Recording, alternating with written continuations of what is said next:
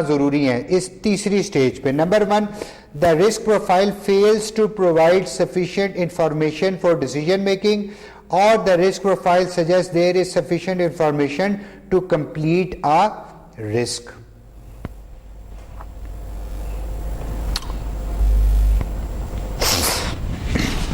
Okay, नहीं हम इसके ऊपर बात करते हैं। उसके बाद आप क्या करते हैं, आपको किसी लेवल पे अगर इंफॉर्मेशन रिक्वायर्ड है आप उसको एक्वायर करते हैं, रिस्क असेसमेंट प्रोसेस इनिशिएट करवा देते हैं, coordinate the conduct of the assessment, जो जो उसकी है उसकी कोऑर्डिनेशन आपके जिम्मे, consider the results of the assessment. जब असेसर आपको देगा तो आपने उसको असेस को वो देखना है, उसकी रिजल्ट्स को देखना है। उसके बाद हम आ जाते हैं एवेल्युएशन पे।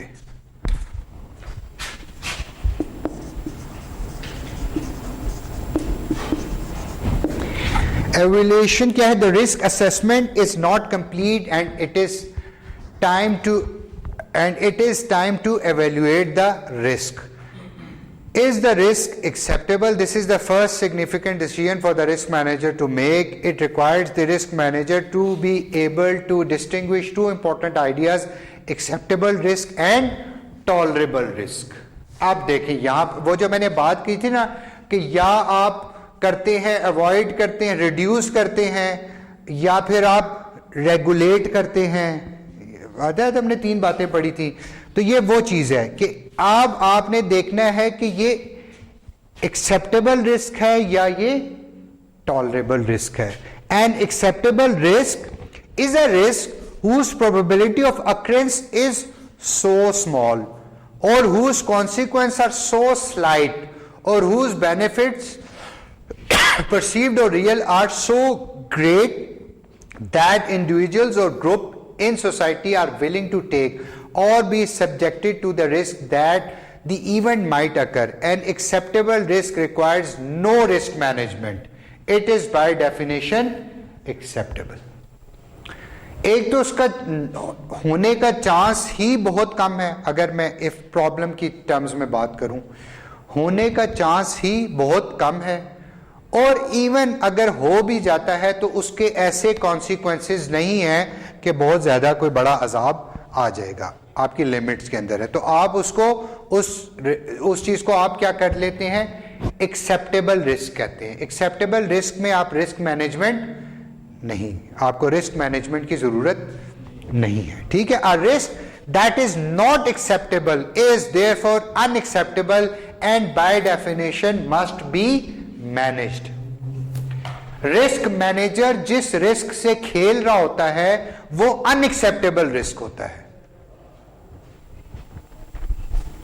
यानी कि जिसको आप हजम करने के लिए इतने, यानी कि आप जिसको समझते हैं कि इसको मैनेज करना जरूरी है, इसको ऐसे छोड़ा नहीं जा सकता, अननोटिस्ड नहीं ये बात रह सकती।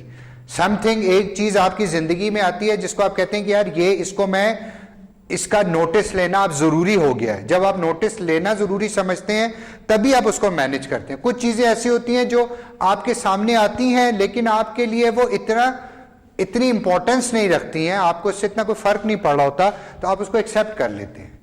जहां पर आप अनएक्सेप्टेबल पे जाएंगे वहां पर आप रिस्क मैनेजमेंट की तरफ जाते हैं। ये देखिए रिस्क एवेल्युएशन क्या है।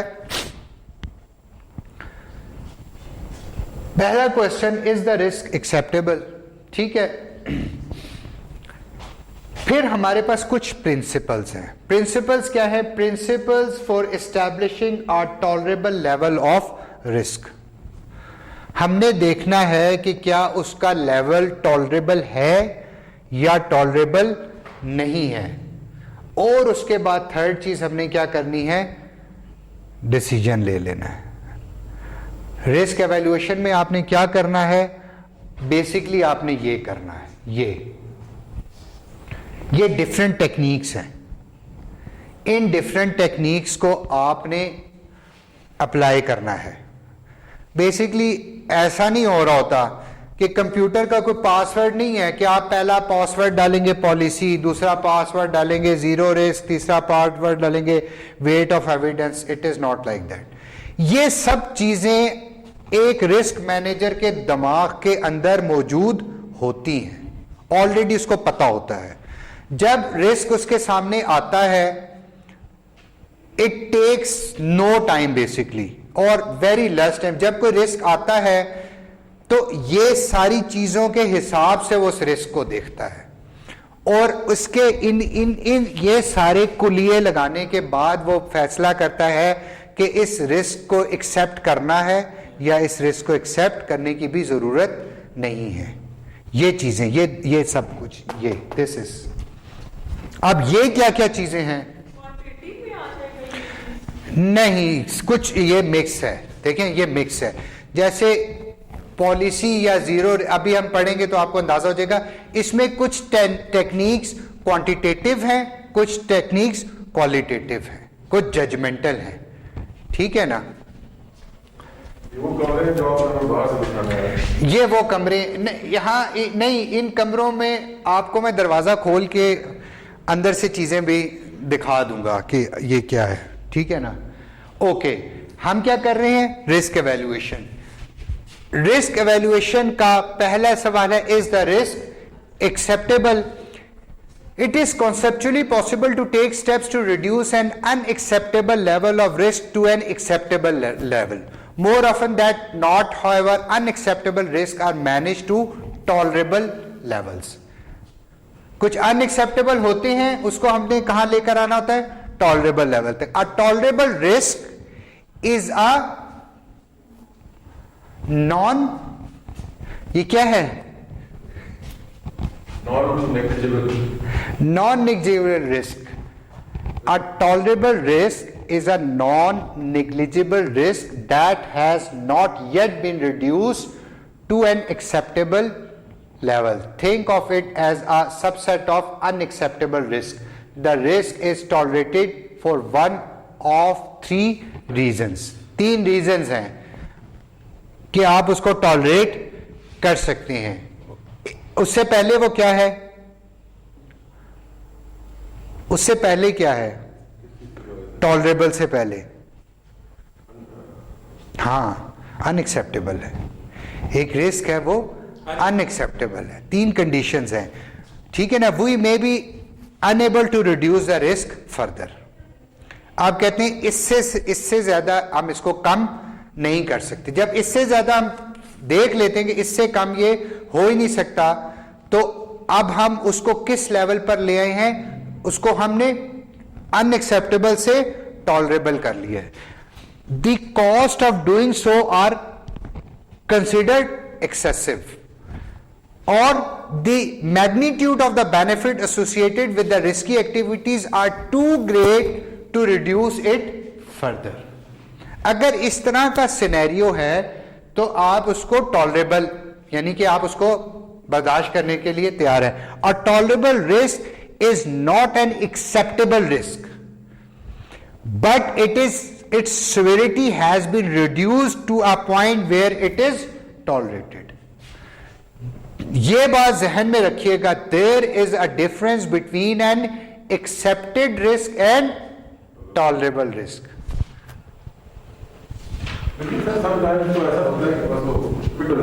हाँ, देखें ये सारी, देखें ये सारे थ्योरेटिकल कॉन्सेप्ट है।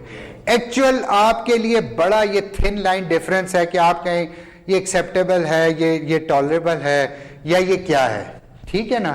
तो मोस्टली जो हमारी बीवियां होती हैं वो हमारा टॉलरेबल रिस्क होती है। ऐसे ही है ना?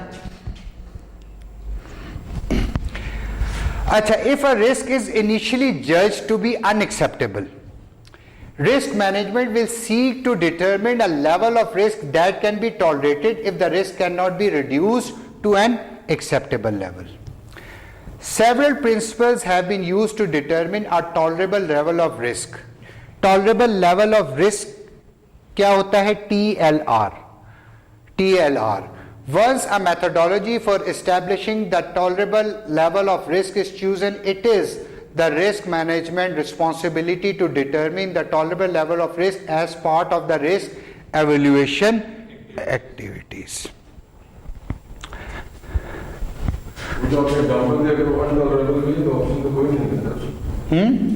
और जो भी आपने एग्जांपल दी है, हाँ हाँ, वो तो फिर कुछ भी नहीं है। नहीं, ये तो मैं उस वक्त कह रहा हूं ना कि जब आपके पास अपॉर्चुनिटी थी। देखिए, एक तो अपॉर्चुनिटी थी कि एक चीज सामने आई और आपने कहा ये एक्सेप्टेबल, ठीक है, या आपने कहा एक्सेप्टेबल या आपने कहा अनएक्सेप्टेबल, ठीक है ना। एक्सेप्टेबल पे तो काम खत्म हो गया, एक्सेप्टेबल हो गया, हैप्पी एंडिंग हो गई। आपने कहा अनएक्सेप्टेबल। जब आपने कहा अनएक्सेप्टेबल है तो आपकी वालदा मोहतरमा ने कहा कि यार थोड़ा सा इसके ऊपर मैनेजमेंट लगा के देखो, कुछ डिस्कशन करो, कुछ बातें करो, हो सकता है कि ये अनएक्सेप्टेबल से आपके लिए टॉलरेबल हो जाए। तो अब आपने वो कौन सा क्राइटेरिया अप्लाई करना है, आपने कोई क्राइटेरिया अप्लाई करना है ना, कि आप वो क्राइटेरिया लगा के देखेंगे कि यार ये क्या, जिसको मैं अनएक्सेप्टेबल कह रहा हूं, क्या ये मैं किसी तरह से टॉलरेबल कर सकता हूं या नहीं कर सकता। तो वो क्राइटेरियाज क्या है, बेसिकली वो उसको एवेल्युएशन कहते हैं। अब आपने क्या करनी है, उसकी एवेल्युएशन करनी है। और उस एवेल्युएशन को आप कैसे करते हैं, basically principles for acceptable and tolerable level of risk, ठीक है ना। आप कुछ प्रिंसिपल्स देखते हैं। देखिए, वन थिंग इज पॉलिसी। अब पॉलिसी क्या है कि फर्ज करें आपके अब्बा ने ये पॉलिसी बनाई है कि आपकी जो बेगम होगी वो हाफिजा होनी चाहिए, ये एक उनकी पॉलिसी है। तो अब आपने जब एवेल्युएशन करनी है तो इस पॉलिसी को आप नलीफाई नहीं कर सकते, ठीक है ना। आपके फैमिली ट्रेडिशन ये है कि जो आपकी लाइफ पार्टनर है उसको क्या होना चाहिए, जट बरादरी से होना चाहिए। ये आप मेरी बात समझ रहे हैं। ये चीजें क्या होंगी, पॉलिसी डिसीजंस हैं। पॉलिसी के मुताबिक आपने उसकी इवैल्यूएशन करनी है। आप पॉलिसी को साइड पे रख के उसकी इवैल्यूएशन नहीं कर सकते। Policies, you are bound to follow the policies. अब पॉलिसीज क्या है, some discussions have already been made for the risk manager by persons higher in the decision making hierarchy. These may be the owners of a company और upper management. ये आपके अम्मी अब्बा हैं। Okay, decision made in the public sector, especially by agencies and organizations acting as a stewards of a public assets or trust, will often be constrained by policies. वो policy के अंदर हैं। Working with government agency often means dealing with their policy restrictions and requirements. Government तो अपने हिसाब अपने policy के मुताबिक चलेगी। In the private sector, acceptable and tolerable level of risk may be established in an entity's risk appetite or risk tolerance में भी। आपकी कंपनी की पॉलिसी ये है कि यार अगर 10 मिलियन तक की इन्वॉल्वमेंट है, 10 मिलियन हम जाया करने के लिए इस प्रोजेक्ट में तैयार हैं, तो आप अपने रिस्क में देखते हैं, उसकी असेसमेंट करके देखते हैं कि क्या जो आपके कॉन्सिक्वेंसेस हैं वो 10 मिलियन से अगर अंदर हैं तो आप उसको टॉलरेबल कर देंगे। लेकिन आपके लिए वो एक्सेप्टेबल नहीं है। एक्सेप्टेबल होगा तो आपका काम ही खत्म हो जाएगा। अब आप उसको एक्सेप्ट भी नहीं कर रहे और आप उसको अनएक्सेप्टेबल भी इसलिए नहीं कर रहे कि आपकी कंपनी पॉलिसी जब उसको कहती है कि हम 10 मिलियन के अंदर अंदर खेल सकते हैं, तो अब आप उसको क्या कहते हैं, आप उसको टॉलरेबल में ले आते हैं, ठीक है। तो पॉलिसी समझ आ गई कि देयर आर सर्टेन पॉलिसीज जिसकी बुनियाद पे आपने देखना है कि वो जो अनएक्सेप्टेबल है वो टॉलरेबल रिस्क हो सकता है या नहीं हो सकता। मे बी सम पॉलिसी की बुनियाद पे आप किसी अनएक्सेप्टेबल चीज को डायरेक्ट एक्सेप्टेबल कर लो, टॉलरेबल भी ना करो। देखिए, सबसे ऊपर वाली चीज है अनएक्सेप्टेबल, सबसे नीचे है एक्सेप्टेबल और टॉलरेबल है उसके दरमियान में। तो मे बी एक चीज अनएक्सेप्टेबल से मोस्टली टॉलरेबल होती है और ऐसा भी बास केसेस में होता है कि अनएक्सेप्टेबल से सीधी की सीधी एक्सेप्टेबल हो जाती है। तो रिस्क एवेल्युएशन ये करिए। अच्छा, दूसरा क्या है, एक जो कॉन्सेप्ट है ना वो है जीरो रिस्क। जीरो रिस्क क्या है, banning risky activities has been popularly approach in years gone by, making actions that involves any risk at all taboo and declare them forbidden has been tried in the past when it was once possible to imagine zero risk। देखिए, एक concept है zero error syndrome. Zero error syndrome समझते हैं कि there was a notion as zero error syndrome, ये कि यार गलती की इतनी सी भी गुंजाइश नहीं है, इतना सा भी। देखें बास केसेस में ये कहां पर ये चीज किस जगह चलती है, देखें आप अपने रिस्क एनालिसिस किस सिनेरियो में कर रहे हैं। मे बी अगर आप किसी जो है ना एविएशन कंपनी में रिस्क एनालिसिस कर रहे हैं तो वहां आपको जीरो रिस्क पे जाना पड़ता है, क्योंकि वहां पे ह्यूमन लाइफ्स इन्वॉल्व हैं। जहां पर मे बी आपका पोटेंशियल इनकम की बात आती है वहां पर आप जीरो रिस्क पे नहीं खेलते, लेकिन जहां ह्यूमन लाइफ्स की बात आ जाती है वहां पर आपको जीरो रिस्क पे खेलना पड़ता है। By the middle of the 1980s फिर ये कॉन्सेप्ट इस तरफ जाना शुरू हुआ। पहले तो ये चीज थी कि जीरो रिस्क के ऊपर मतलब risk taking was considered as a taboo. So by the middle of the 1980s, decision makers began to abandon the notion of zero risk in favor of more realistic version of negligible risk. उन्होंने कहा zero risk के ऊपर रहकर सारी के सारे काम नहीं चल सकते, तो हम क्यों ना हम रिस्क को क्या करें, किस लेवल पर कम से कम कहां देखें जो निग्लिजिबल रिस्क हो। जीरो रिस्क बिल्कुल जीरो है, निग्लिजिबल रिस्क उससे थोड़ा सा ऊपर है, इतना है कि हमारे लिए बर्दाश्त है। This evolve from and moved into a notion of de minimis risk. De minimis risk क्या था, वही था आपका निग्लिजिबल रिस्क था। Numerical value of risk too small to be bothered about. You cannot think of negligible and diminished as practically zero without doing any real damage to the concept. Zero नहीं होता, लेकिन D minimis risk क्या होता है, इसका कोई quantified चीज नहीं है। It is you who has to decide. किसी बंदे के लिए, लोग स्टॉक मार्केट में खेलते हैं, किसी बंदे के लिए लाख 2 लाख रुपए उसने लिमिट रखी है कि 2 लाख से ज्यादा पर डे नुकसान नहीं करना, वो उसका डिमिनिमिस जो है ना डिमिनिमिस रिस्क है। हाँ, वो again that is a trade off between getting the going for the opportunity and taking the risk. जब आप ज्यादा बड़ी अपॉर्चुनिटी की तरफ जाना पड़ती है तो आपको रिस्क फिर बढ़ाना पड़ता है, और अगर आप कम से कम रिस्क पे रहना चाहते हैं फिर आपको अपनी बहुत सारी अपॉर्चुनिटीज को ऊपर उनको छोड़ना पड़ता है। अच्छा, उसके बाद एक और टेक्निक है। पहली चीज क्या थी, policy.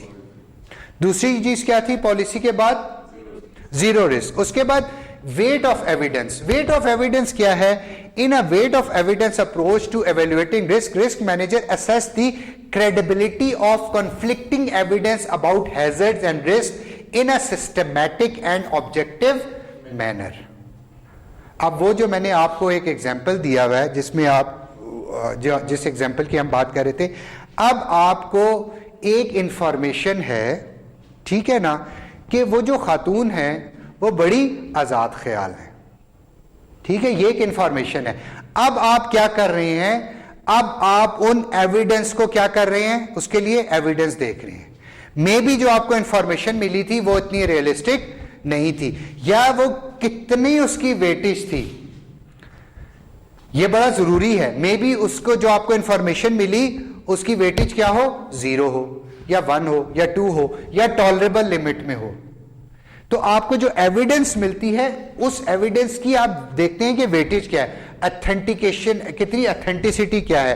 A formal weight of evidence process में rely on a diverse group of scientist to examine the evidence to reach consensus view. अब वेट ऑफ एविडेंस जो ये एक्चुअल प्रोसेस है, it is a purely mathematical process in most of the cases.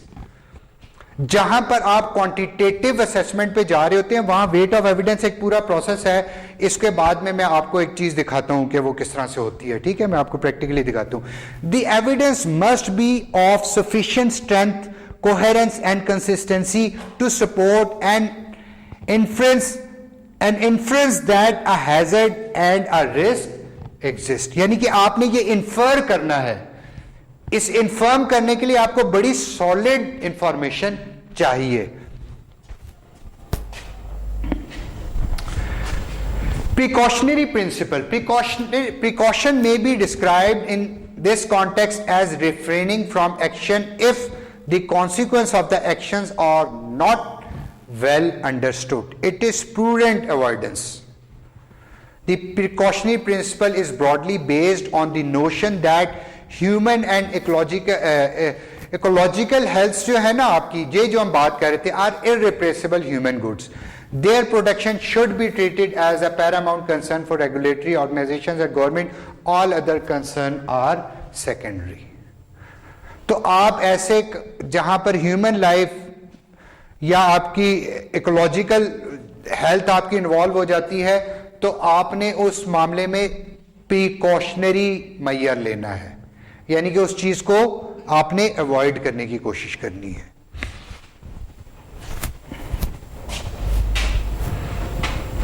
The precautionary principle is generally considered to be most appropriate in the early stages of an unfolding risk problem. देखिए शुरू में आप precautionary होते हैं ना, क्योंकि आपके पास uncertainty बहुत ज्यादा होती है. When the potential for serious or irreversible health consequences is great. ये कब होता है? प्रोजेक्ट मैनेजमेंट में मोस्टली होता है. शुरू में आप प्रिकॉशनरी होते हैं. या कब प्रिकॉशनरी कहते हैं? when the potential for serious or irreversible health consequences is great, or when the likelihood of occurrence or magnitude of consequences highly uncertain. उसका नतीजा क्या निकलेगा ये हाईली अनसर्टेन हो, तो फिर आपने क्या करना है? प्रिकॉशनरी उसके ऊपर चला जा रहा है. ठीक है. The desire for precaution is usually positively related to the amount of uncertainty in a decision problem. The precautionary principle can be invoked for decision making when uncertainties are large or intractable. अच्छा, उसके बाद आपका ये क्या आता है? आपका एक प्रिंसिपल आता है अलारा प्रिंसिपल. अलारा प्रिंसिपल क्या है? ALARA is acronym for as low as reasonably achievable. Technology and cost presents two realistic constraints on what it is possible to achieve in terms of risk reduction. If a risk is not yet as low as is reasonably achievable, it is not acceptable. आप अपना कोई quantitative level define करते हैं. According to this principle, one popular criterion for establishing a tolerable level of risk is to get risk as low as we are capable of making it. Then what choice do we have but to tolerate the risk that remains? अच्छा, उसके बाद क्या है आपका LOP principal? क्या है? an appropriate level of protection. ये उससे मिलती जुलती defines or is defined by the risk society is willing to tolerate. The significant contribution of this concept is that it flips the focus from risk to protection, which considers तीन चीजें consider करेगा. Number one, technical feasibility of prevention and control options. Number two, risk that may arise from risk management intervention, or cost of prevention and control versus effectiveness of risk reduction. तमाम अंग्रेजी.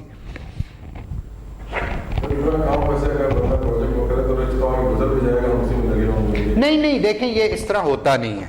मैंने आपसे कहा ना कि ये इस तरह नहीं होता. ये सारी चीजें आप कर रहे होते हैं, लेकिन ये आपके दिमाग का और आपकी प्रोग्रामिंग हो चुकी होती है. ये करने के लिए आपने कोई ये चेक शीट नहीं बनाई होती कि मैंने ये स्टेप कर लिया, ये स्टेप हो गया, ये it is not like that. लेकिन आप जो सीक्वेंस अडॉप्ट करते हैं वो नेचुरली ये होता है, क्योंकि आपको प्रोग्राम ऐसा कर दिया. ये ज्यादा हो गया सर, क्योंकि इधर जाके ना चीजें भी मिक्स होना शुरू हो गई, उस तरह से ना क्लैरिफाइड नहीं हो रही. ओ मेरे खुदा, मैंने आपसे कहा था ना कि ये एक देखें, मैंने पूरी कोशिश की है कि मैं आपको प्रिंसिपल ओके रीजनेबल रिलेशनशिप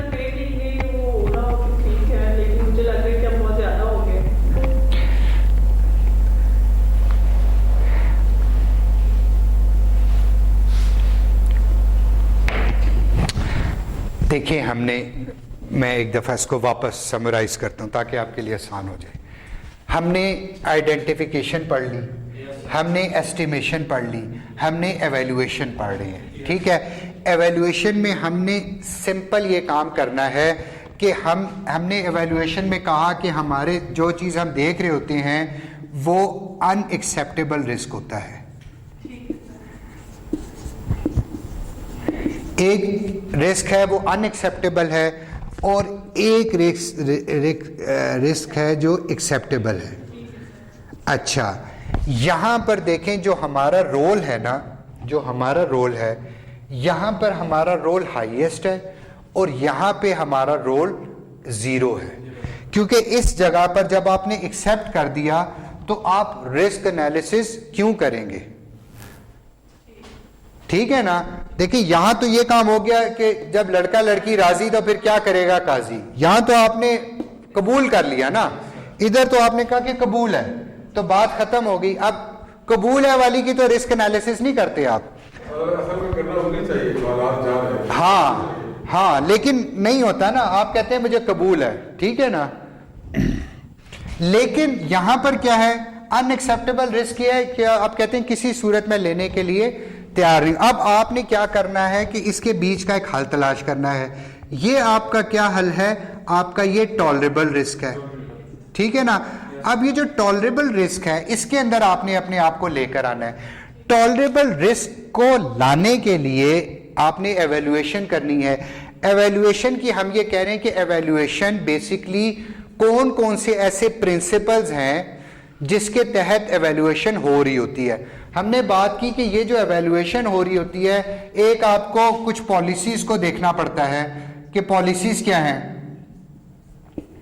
ठीक है ना। हमने यहां पे मैं वो निकाल के आपको देता हूं ना कि आप देखें, आप गुम ना हो, आप उसके साथ साथ रहें। देखें आपने सॉरी ये चला गया,